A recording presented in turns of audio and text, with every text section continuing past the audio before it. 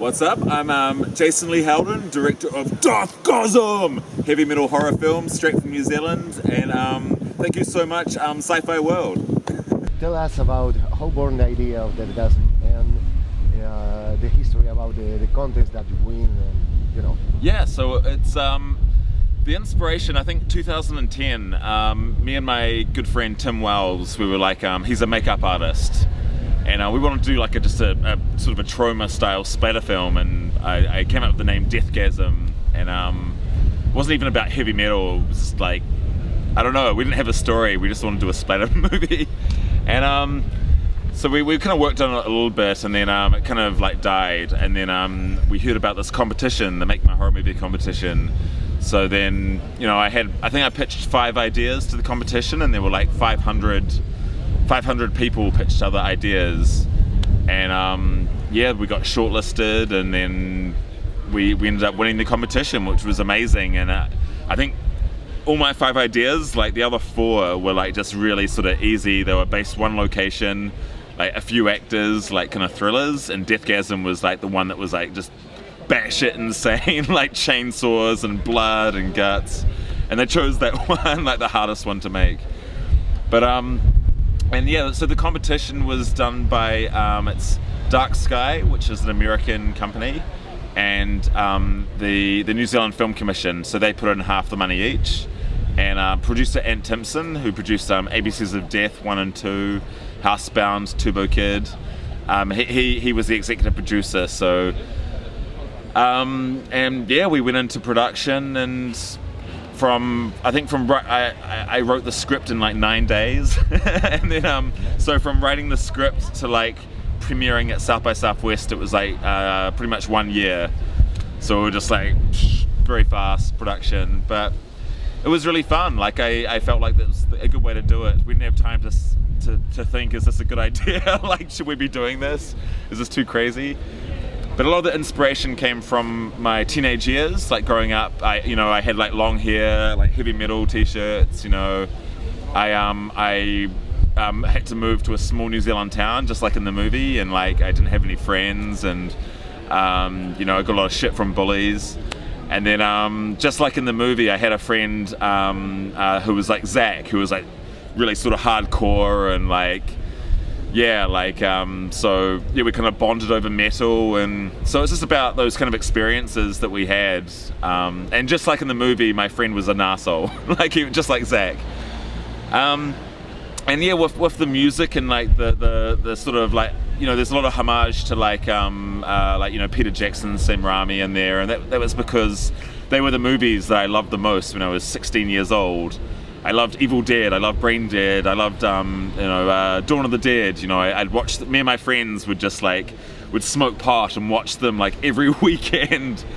And so I just wanted to make a movie that was like those movies, maybe for a younger generation. So hopefully, the younger generation can watch Deathgasm and they can quote Deathgasm and maybe be inspired by it as well. The chainsaw is a homage to Evil Dead, maybe? Yeah, I mean, I think all my favorite horror movies have chainsaws, like Texas Chainsaw Massacre, Evil Dead. I think Bad Taste. Bad Taste has a great chainsaw scene as well, where he climbs into the body at the end. I think chainsaws are a lot of fun, but like, if I was actually gonna kill someone, I would not use a chainsaw. Seriously, don't do it, because we had a real chainsaw on set for close-ups of it going into like the dummies, and like what it does is the chainsaw catches on the clothes, and it just it flings back up at your face. And then the blood gets in the engine and it stops working, and they stink. So I think it looks good in a horror movie, but in real life it would be very hard to kill someone with a chainsaw. You'd end up killing yourself first. So but yeah, it's one of those things I learned from the movie, like good learn. Yeah. Well, why do you think that the horror films and heavy metal music mix so well? Well, I think heavy metal has its roots in horror. Like the first Black Sabbath, the very first metal band, they named it after a Mario Bava movie, Black Sabbath. And so there's always And I think, like, you know, Led Zeppelin and Black Sabbath were playing sort of similar music back then, but there's a reason why Led Zeppelin is kind of like, people consider them, you know, rock, and they consider Black Sabbath metal, and it's because Black Sabbath had horror imagery, and the lyrics were very much like, you know, witchcraft and Satanism, and I think ever since then there's always been that connection with heavy metal having sort of horror imagery, like album covers like Cannibal Corpse, you know, very horrific images. And again with horror movies, there's all the heavy metal horror movies of the 1980s, but also there's even movies like Phenomena, Dario Argento. There's like Iron Maiden playing, and you know, in the 90s, like they had a lot of new metal bands like Slipknot were in horror movies. So there's always a connection. But yeah, I mean, I think that the biggest connection is probably fans of heavy metal and fans of horror are both looking to be challenged. They want to go out there and experience something extreme, whether it be like extreme music or extreme imagery, and they want to be challenged or maybe a bit frightened by it. And yeah, it's something that maybe people that don't like heavy metal and horror don't understand so much. But it's not that we're like kind of crazy, but it's just we like being challenged and confronted by extreme images, I guess. Okay. One curiosity: what was writing on the evil music pages? I don't know. we had the music. So there's a heavy metal band called Sculdom in Auckland. They wrote the Black Hymn, sort of like a Black Sabbath, like boom, boom, boom, sort of a doom metal riff. And then I had a note. Yeah, I gave them the music to a designer, or to the production designer, and they gave it. The production designer was really busy, so she she gave it to someone else to do, and then we got it back, and at first it was like that the pages were too art directed, and I was like, you know, we ended up ripping them up more and making them a bit more grungy. But honestly, I don't know if it's the actual music or if it's just gibberish nonsense. But yeah, I think we're going to do like we're going to scan the pages and like give them away. I think we're going to do like a thing with a few horror sites, so we give away the copies of the pages so people can try playing the music, and then they'll see if it matches up. I want it. Yeah, try, man. But I can't read notation. I can read guitar tabs, like because I used to play guitar, but I can't read notation. It's so, curiosity. Yeah. Well, you're screening in Fright Fest, now in Sitges. How are you living this travel around the world with your movie? How do I? I'm just talking about the travel and the travel since you win the contest now at Sitges. It's been amazing, and it's a great privilege to be in Sitges. You know, it's the biggest genre fantasy festival in Europe. You know, one of the biggest in the world. So it's a great privilege to be here, and also like I haven't traveled much. This is my first time in Europe. Like before this year, I'd been to New Zealand and Australia, and now this year I've been to America, I've been to Brazil, I've been to Korea, I've been to like Spain, Germany, France, UK, and Amsterdam, you know, Netherlands. So it's a great privilege to be able to travel with the movie and meet the fans, meet the programmers, meet other horror directors and producers. You know, I'm very humbled by the experience. I still sometimes I feel like someone's gonna say like, "You're not meant to be here." Like, what are you doing here? But it's, you know, because I'm, you know, even though I'm a horror director, like, first and foremost, I'm a horror fan. So, you know, I'm sitting around, I'm looking at T-shirts, I'm looking at horror toys. I'm like a nerd, and you know, I meet the other directors, and it's like I'm in awe of their work, and it's a great privilege. And hopefully I get to make another horror movie and I can do it again, because it's so much fun. Yeah. One, because the end is open. Yeah, I want to do one. All the actors want to do one. The producers want to do one. We just need a script. I need to But yeah, I've been working on a few other scripts, so I need to sit down when I get back to New Zealand and just work on Deathgasm 2 script, a Deathgasm 2 script, and I got $10,000 from the New Zealand Writers Guild to write Deathgasm 2. Oh. So that'll pay my rent for a little bit, which is great, having money to write, which is a luxury. But you know, the great thing about Deathgasm 2 is, you know, the first one's a little bit slow at the start because we're introducing the characters, you know, we're introducing the world. But the great thing about Deathgasm 2 is people will know the characters already, and if they don't, then fuck it. we can just start off like, I've got this great action scene planned, you know. One of my favorite, I love the Toxic Avenger Part 2. And the start of that movie is like pretty much 15 minutes of just action, just shooting and gore. It just goes on forever. And so I just want to do, and you know, you watch stuff like Fury Road, Mad Max, and it's just action, you know, action. So I want to start off with a really great action scene and then, you know, just go from there. Have like some great set pieces, some great gore. I've met a lot of metal bands.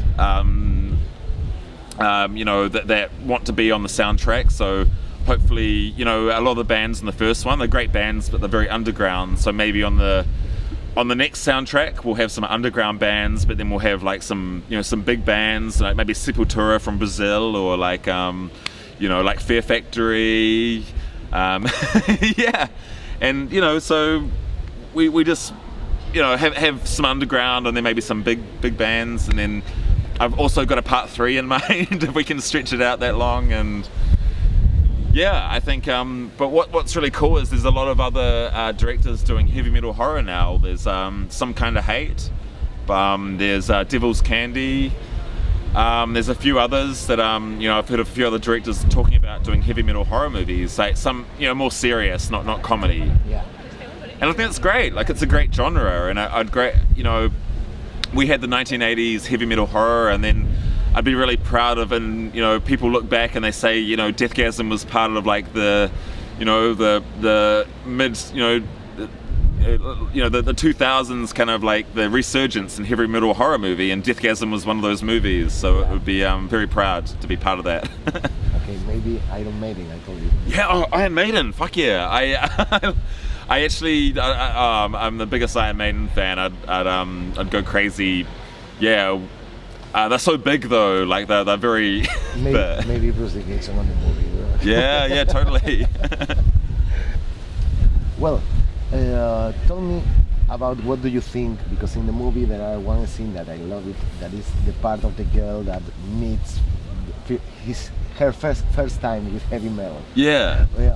What do you think about this other kind of music and these stupid things that the people says about heavy metal? I mean, it's, you know, it's got a bit of a bad reputation within some circles. Like if I, you know, wear my battle vest on a train, people look at me funny in some places. It's especially New Zealand, I think, and it's tough. And one of the things I wanted to do with the movie, like we've got the scene where she first listens to the music, and she's kind of experiencing like this fantasy world with like these lesbian girls, like and Manowar. Yeah, I Manowar. Manowar. Oh man, that was my biggest reference, was Manowar for that scene. But actually, that was the last day shooting, so we had this like just crazy shoot. We'd shot for 19 days with gore, and like everyone was like, and by day 19 the whole crew was just ready to kill each other. And me, they were ready to kill, the crew was ready to kill me. And then day 20 was a green screen and just these hot like naked girls just like kissing, and like, so I just had a beer and I put some heavy metal on the speakers, and I'm just like, yeah. It was so much fun. But yeah, one of the things I want to do with the movie was to like, we've got another scene where Brody is telling Medina, like, she thinks that heavy metal is just screaming, and he's like, no, it's cathartic. It helps us when we feel sad and lonely. We listen to heavy metal and we hear like, you know, Pantera, you know, screaming about their problems, and then you think to yourself that, you know, someone else is experiencing it, you know, someone else knows how I feel. And I think that's one thing I wanted to get across with the movie was that there's a brotherhood of heavy metal. I go to metal festivals, and no one's like aggressive. They're like, you're like brothers and sisters, and you get in the mosh pit, and you push each other down, but you pick each other up, and you know. And then I go to dance festivals, and like there's a bunch of assholes. Like there's some good people as well, but like there's you know just kids just being pushy and being dicks. And I think I really want to tell people that there's a big positive side to heavy metal, and hopefully. I met people in Austin that when we first premiered, and all around the world. I listen to hip hop, I listen to like pop music, but I love the movie and I want to go out and listen to heavy metal now. And what bands should I get into? And it's been great. Maybe it's a gateway for young people to experience heavy metal. Yeah, it's very curious because if you think a little bit on that, there are some kind of brotherhood between horror fans and heavy metal fans. It's the same thing with different contests. So good, yeah. And I mean, looking around Sitges, even just today, you're walking around and there's you'll see a Texas Chainsaw Massacre t-shirt, then you'll see like a Iron Maiden t-shirt, and it's a great place. I wish we had something like this when I was growing up, because back in New Zealand in a small town, there's not many people that like horror or like fantasy or heavy metal. And me and my friends used to play Dungeons and Dragons, and that would have to sit in this room at lunchtime because if we played outside, we'd get beaten up by the bullet by the rugby heads. And but I think nowadays being into fantasy and being into horror, there's not as much of a stigma. It's kind of cooler, right? I get the feeling I also go to comic book conventions and stuff, and all the girls are wearing the cosplay, and I think it's a great time to be into genre and fantasy and horror. There's a real sort of unity there, and it's fantastic. Yeah. One cool thing, you talk about there are not much more horror fans in New Zealand, but now with Peter Jackson, with the great success of Lord of the Rings and all these things, it's not changing. Is the same, or I mean, it's how is the fandom in New Zealand? I mean, me and my friends, we're all fans, and it's kind of one of those things you kind of gravitate towards people that are into the same things as you. But in the wider New Zealand, it's a very sport sort of rural country. But there are filmmakers doing stuff we last year there was What We Do in Shadows and Housebound. There's also Black Sheep. So there are people, filmmakers doing horror, and it's kind of getting bigger. And I think a lot of that is the people that grew up watching Peter Jackson's films when they're kids and now making films themselves. We're at the age where we're able to try and make films, and it's really good to see. I hope it continues, and I hope the New Zealand Film Commission keeps supporting it, because we need that financial support. Otherwise, we don't have the money to make the films. But yeah. Yeah, it's very curious because if you compare the horror fans, or not metal in this case, horror fans in different countries, you find some ways are similar, but in another are completely different. Totally. And I am very interested on know about how is the fandom in other countries. I mean, it's interesting. It's and